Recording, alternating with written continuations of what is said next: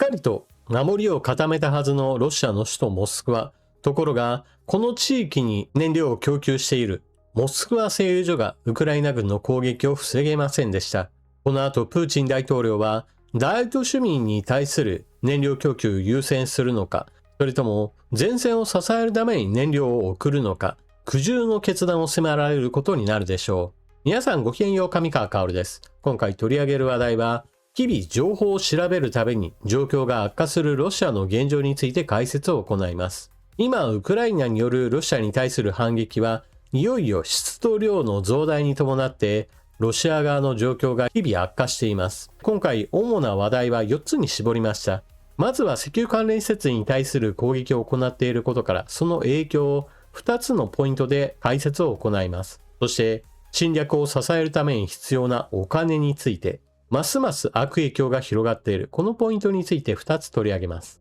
現代において燃料というものはありとあらゆるものを動かすのに必要です。物を運ぶにも人を運ぶにも、そして電気を生み出すにも多くの燃料を使います。まさに経済にとって必要な血液のような役割を果たすわけですが、今ロシアは産油国であるにもかかわらず、燃料はありとあらゆるところで価格上昇に見舞われ、地域によっては燃料不足が深刻化しています。従来最も深刻な危機を迎えていたのは、ロシア軍に占領されているクリミア半島であったり、ウクライナの東部南部、それぞれの地域において物流網の麻痺が発生し始めています。ところが今回大きな問題が発生しそうなのは、ロシアの首都モスクワ周辺、大都市圏における燃料危機が発生しようとしています。ロシアの首都モスクワの燃料供給を支えているモスクワ製油所が攻撃を受けました。特に重要なのは中核となる機能が最も大きなダメージを受けたのです。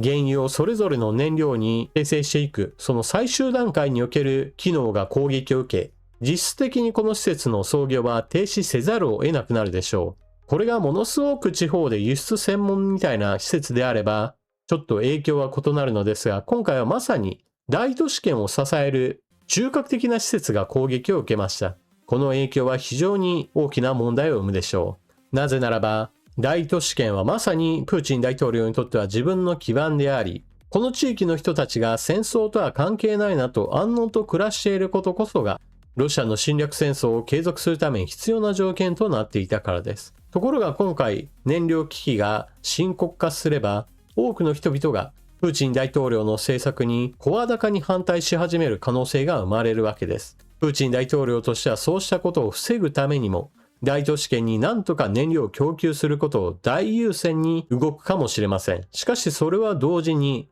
前線に対する燃料供給不足といったものを生みかねないわけで、このあたりで明らかにプーチン大統領はどちらかを優先せざるを得ず、どちらかに対して必ず悪い影響が残ることとなります。こうした状況に対応するために、ロシアでは対策を打ってきました。それは燃料についてもはや質については確保できないとして混ぜ物をするもしくは上流の品質レベルを下げて良いという通達を出し始めたのです。燃料は基本的に質が良ければ良いほど良いものです。燃料の品質を下げても良いとわざわざ言い出すのは明らかに量も足りないし、品質についてはもはや気にしている余裕などないことを示しています。当然そのような粗悪な燃料といったものが全国的に流通すれば、エンジンを使うありとあらゆる機器において寿命が縮まることとなります。なお、こうした燃料不足といったものは一般的な乗用車や物を運ぶための大型車だけに影響はとどまりません。それがロシアの農業に対しても大きな打撃を加えようとしています。都市部を優先する中において、プーチン大統領にとっては後回しのその筆頭格になった農業向けの燃料については明らかに政府もほったらかしのような状態のようです。ディーゼル燃料は価格が 50% 以上上昇し、さらにはそうした値段がついたとしてもそもそも入荷しないといった状況が地方であちこち発生しているとのことです。さらに生成能力の悪化に伴ってジェット燃料が調達できないということがすでにロシアでは始まっているそうです。こちらもまた値段は大きく上昇し、その値段が高くなった状態でも何とか買わなければならない航空会社はドル箱路線を除いてどんどんと地方路線については欠航といったものを決め始めています。さらには多くの人々が乗り、そして荷物が多ければ多いほど必要な燃料は多くなります。ここで運航会社は重量規制をより強めて、人間が乗るんだったらいいんだけれども、荷物の量を減らしてくださいという話をし始めています。また、軍事侵略にお金をつぎ込みまくっているロシアの財政悪化状況は、より悪いデータが次々と更新されています。最新の2026年第一四半期における税収と軍事支出の割合を比べた場合において、現在ではおよそ 65% が軍事支出に割り当てられるという、もはやどうしようもないような危険な状態となっています。なお、これだけのお金をとにかくつぎ込みまくった結果として起きているのが、ウクライナ軍による領土奪還が進んでいて、ロシア軍の占領地が減っているということです。ものすごいお金をかけたんだからさらにロシア軍が進軍するかといえばそうではなく、むしろこれだけのお金を突っ込んでもウクライナ軍の方が領土を奪還しているわけですから、いかに今のロシアがお金をいくらつぎ込んでも前線における脆弱さが目立っているかを示しています。そしてロシアは連邦国家であり、地方における状況はさらに悪化しています。中央政府がそれこそプーチン大統領の号令のもとにとにかく軍事侵略に全てをかけろというような状態になっていますから、地方に回ってくるお金はどんどんと減少しています。さらに地方における問題として民間経済そのものは萎縮、停滞、そして後退しています。ロシア国内における法人税税収については大抵課税額を引き上げたりをしているにもかかわらず、全体の法人税収は 10% 以上減少しており、それぞれの地方政府における財政状況は悪化しています。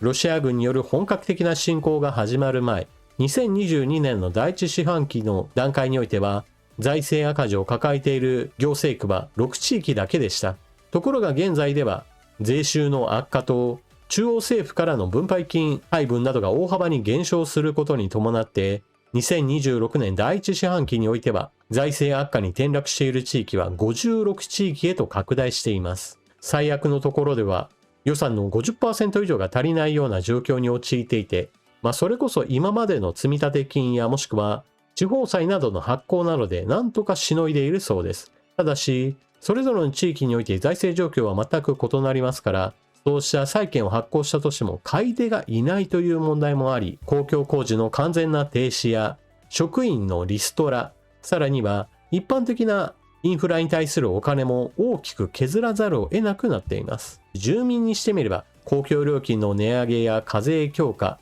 そうした日々のお金がどんどんと奪われていく上に、道がボロボロになっても直すこともないし、街灯もどんどんと消されていて夜は真っ暗だなんていう街がどんどんと地方では広がっています。じゃあこのようにしてどんどんと内側でボロボロになっていくロシアと比べて今ウクライナがどうなっているか。ウクライナ自身は決して豊かな国ではありません。それはロシア軍による本格的な侵攻が始まる前からの変わらない姿です。ただし今は明らかに様々なところからの支援が入ることによって継戦能力を維持することができています。従来最も大きな支援を行っていたのはアメリカでした。ただしそれはバイデン政権時代の話であり、トランプ政権になってからは大幅にカットされました。それは軍事支援だけではなく経済的な支援や人道支援についても同様です。トランプ政権は海外支援についてはそれらはほとんど無駄だというような話をしてコストカットの対象としました。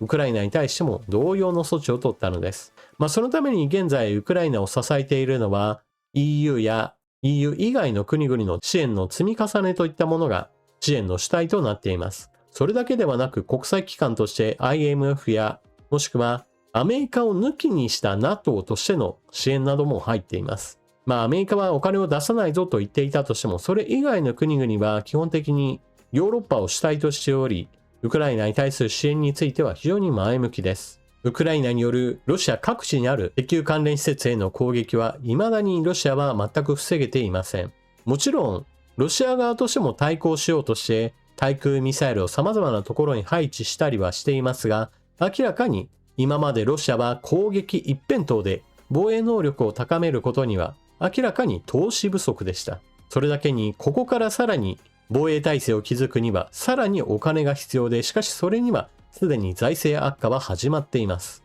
今後もウクライナ軍の反撃が様々なところに行われることによって、さらにロシアは戦争を続けていくための経済的な基盤といったものを失っていくことでしょう。それは非常に時間のかかることではありますが、ロシアの戦闘能力そのものを確実に削ぎ落としていくこととなります。というわけで今回の動画はここまで。最後までご視聴いただきありがとうございました。ウクライナ情勢関連のニュースというものはどうしても大きな出来事がないと地上波のニュース報道では取り上げてくれません。このチャンネルでは細かな点についての話をすることによって全体の方向がわかりやすくなっていると思います。役に立ったなと思う方はぜひとも他の方にも推薦してほしいですし、またあなた自身も拡散をしてくれると嬉しいです。そして動画での解説は結構長い時間をかけて行っているわけですが、断片的な情報については SNSX での発信も行っています。映像紹介を主なものとして行っていますが、様々な情報源からの選別を行っているので、